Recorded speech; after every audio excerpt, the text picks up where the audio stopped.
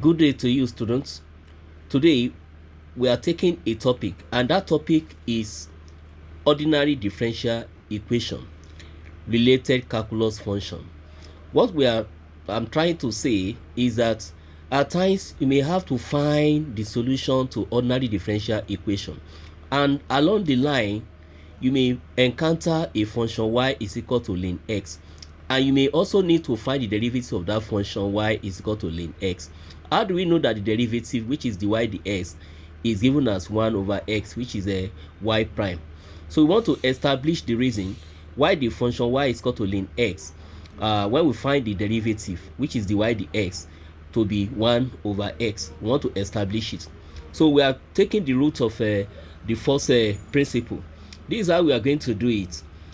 We are given y is equal to ln x. So any infinitesimal change in y will result from infinitesimal change in x.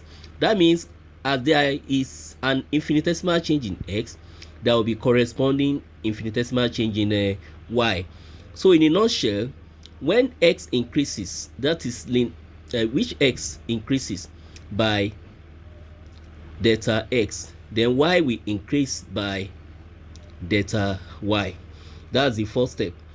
So note, what we are going to look for is a limit of change in y with respect to change in x, as change in x tends to 0, which leads to dy dx.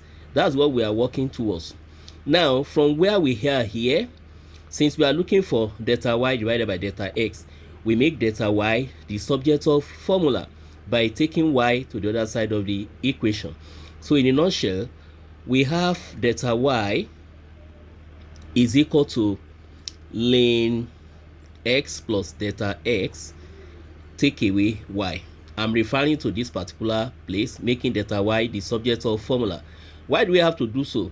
Because we are working towards delta y divided by delta x. We want to find the limit as delta x tends to 0. Now, this expression we have here can also be written as ln x plus delta x minus, since my y originally is ln x, so instead of this y, I write ln x. Now, from the law of logarithm, when you are subtracting the logarithm of a function from another function, then it's the same thing as the division between those two functions. That's going to be x plus delta x divided by this x. So recall, logarithm of a to base a minus logarithm of b to base a is the same thing as logarithm of a divided by b to the same base a. So this particular law of logarithm is what we actually apply here to get this particular one. Please take note of that. So the next thing is that we can divide through by x inside this log, natural log. So we have ln 1 plus delta x divided by this x. Now the next thing is that since the whole of this is same thing as delta y, for us to get delta y divided by delta x, we need to divide both sides of this equation by delta x. So I'm going to have delta y divided by delta x is equal to 1 all over delta x times ln 1 plus delta x divided by x. So now, as we take the limits now, the limit of delta y divided by delta x as delta x tends towards 0 is actually dy dx, which is same thing as limits of 1 all over delta x ln 1 plus delta x divided by x. So we take the limit on both sides as delta x also tends to 0 on the right hand side of my expression here. Now, having done that, if we put as delta x tends to 0, if we try to put 0 here, we are going to be having an indeterminate function, which we do not actually want to. So what we need to do now is that I'm going to readjust this particular expression here so that it will look like delta x over x. I'm talking about 1 over delta x. So what I'm going to do now is this. I'm going to divide the numerator and the numerator and denominator by 1 over x. So look at what I'm going to do here. We can have ln 1 plus delta x, then divided by this delta x here, as delta x tends to 0. So I'm going to multiply the numerator and denominator by 1 over x so that I will not be dealing with indeterminate. Let's see what will happen. Times 1 all over x, then times 1 all over x. So what I'm going to have here now is going to be limits. I can take this 1 over x to this other side here. So I have 1 all over x ln 1 plus delta x. Then the one I have here now, delta x divided by times 1 over x, I'm going to have it as delta x all over x. So as delta x tends to 0. Now, if you look at this place critically, if I do direct substitution of 0 here and here, what I'm going to be having, so what I have here, sorry, since I have delta x over x here, what is in bracket is delta x all over x. Here too is delta x all over x.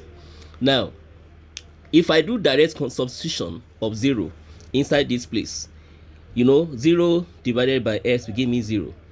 And then 0 divided by x here too will give me 0. And 1 plus 0 is 0. 0 divided by 0 will become indeterminate. So by direct substitution, I'm talking about this expression I have here, 1 plus delta x all over x divided by delta x all over x.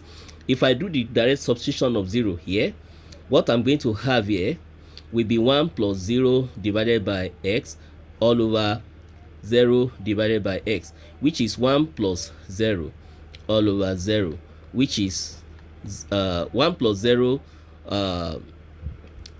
1 plus 0 all over 0. We bring about what is called an indeterminate relationship. So what I'm going to do here now is that I'm going to do what is called L'Hospital rule. L'Hospital rule. So what we are going to do is to find the derivative of this numerator here and the derivative here and see what will happen. Now, I'm going to take the derivative now. So of this function that I have here and here. So the derivative, that is the 1 plus delta x divided by x with respect to the x all over, I'm talking about this now, all over the delta x divided by x. So what we are going to have here, I'm taking the derivative of the delta x over here with respect to the x. So here now, if I take the derivative here, I know that the derivative of a function of a constant is 0. So this one will give me 0. Then this one is actually minus x raised to power minus 2. Because if I take this x up, it's going to be x raised to power minus 1. So when we take the derivative, the minus 1 multiplied, then you subtract minus 1 from the power. So we are going to have minus x raised to power minus 2. Then divided by the same thing here. If I take this x up, it's going to be x raised to power minus 1. So times this, then I'm going to have minus x raised to power minus 2. So everything cancels out, which will give me 1. So what I just established here is that the expression that I'm having here we tend towards 1 as delta x tends to 0 using L'Hospital's rule. So in a nutshell, the y dx is equal to 1 all over x times 1. Since I've established that the other expression that is here is going to give me 1, so that is 1 over x.